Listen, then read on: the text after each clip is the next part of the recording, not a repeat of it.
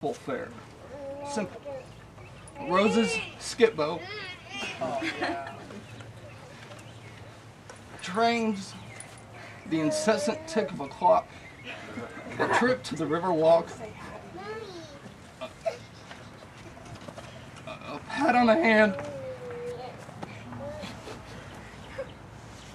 And a greeting of Darley. A lasting farewell, that signature parting, when she explained to all with care, here, there, or in the air. Thank you, John. Good, John. Steve, just a minute. Steve, the reason he said that is that her two sons-in-law, Steve and Keith, they don't believe in the rapture. Go ahead. I don't want to get in on that conversation. I just want to say I've known Mary Lynn maybe 25 years, and I've loved her family, and to get to know her dad. I used to drive over to Temple with them when they lived over there, and her father was always so gracious and just a sweetheart. And he loved his family. And after I got to know Mary Lynn for a while, I realized that Beth and I had gone to Baylor together our freshman year in the same dorm. And I thought, no wonder she was so dear to Colin, such a wonderful family. It was a blessing to know Evelyn. What a blessing.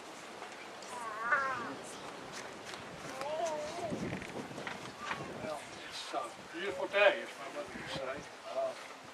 Evelyn Ferris Brown Moore, our mother, our grandmother, our great-grandmother, our mother-in-law, our aunt, and our loved one stepped into the presence of her Creator and Redeemer a week ago today.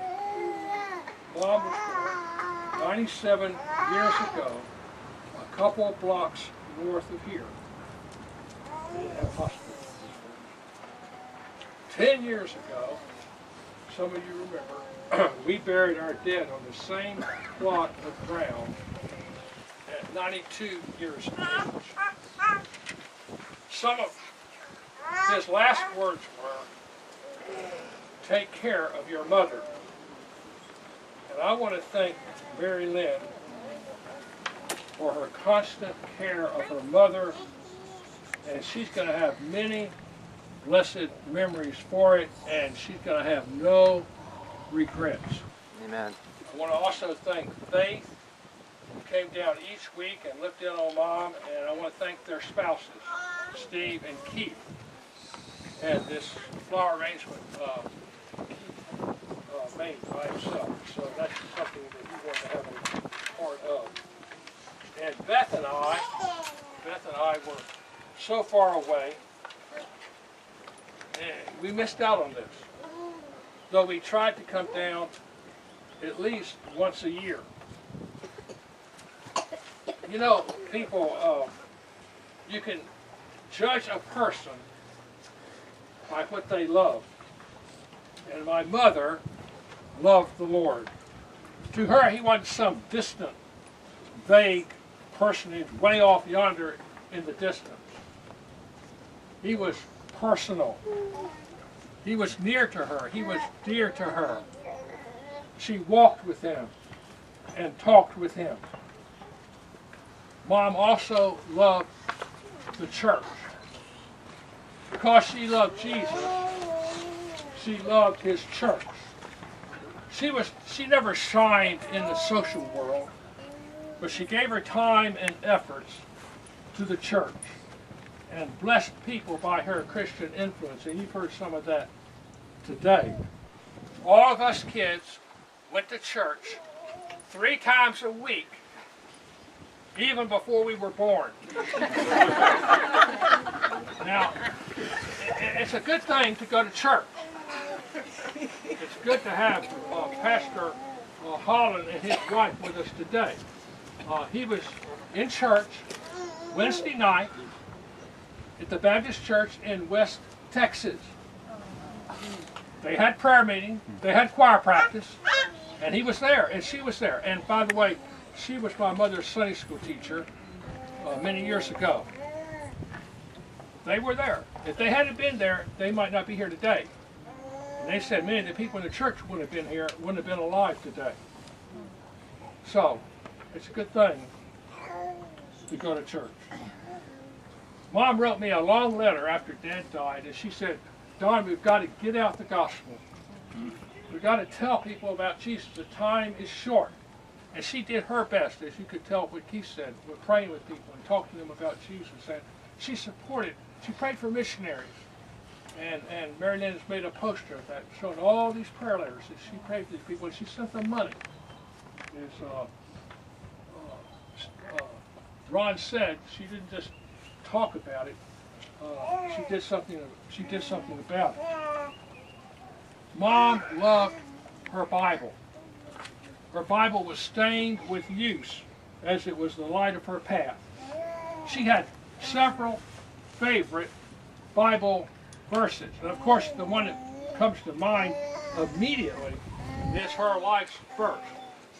Romans 8, 28, and 29. All things work together for good to those who love God and to those who are called according to his purpose. For whom he did foreknow, he also did predestinate to be conformed to the image of his Son, that he might be the firstborn among many brethren. Folks, this is the unalterable, unchangeable purpose of a sovereign God, to conform the largest number of people in the least amount of time into the image of his dear Son.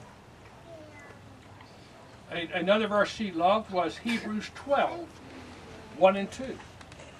Hebrews 12, 1 and 2. Wherefore, seeing we also are compassed about with such a great cloud of witnesses, let us lay aside every weight and the sin which does so easily beset us, and let us run with patience the race that is set before us, looking unto Jesus, the author and finisher of our faith, who for the joy that was set before him endured the cross, despising shame, and is set down at the right hand of the throne of God. She wondered, she would wonder when she talked to me sometimes, Don, who are those cloud of witnesses? And I would tell her they're not spectators, but they were, of course, the heroes of the faith. They were talked about in the preceding chapter, Hebrews 11. And they throng around us to tell us there's a way to live triumphantly for the Lord, and to win God's well done, thou faithful servant. And now she's joined them. She's part of that great throng this afternoon. She knows exactly who they are. Mother loved to pray, as Keith said. She believed in the promises of the Bible. She believed that prayer changed things, and that prayer changed people. Mom also loved her friends, you people. She loved you all. Dad could have lived a hermit's life. He could have.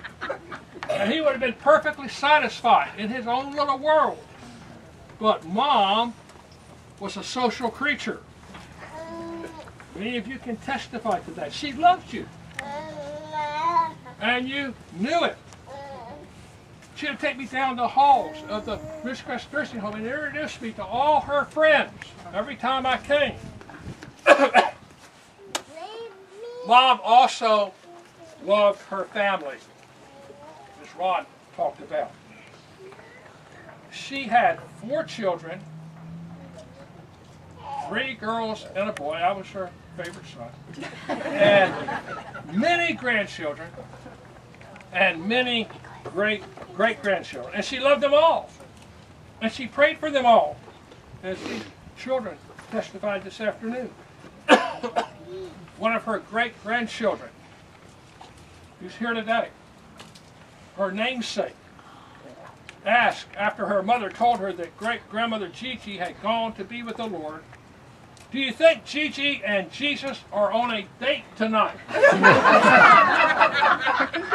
I'm telling you, these kids get it. They know who you love and who cares for you. Another granddaughter, my daughter Melanie,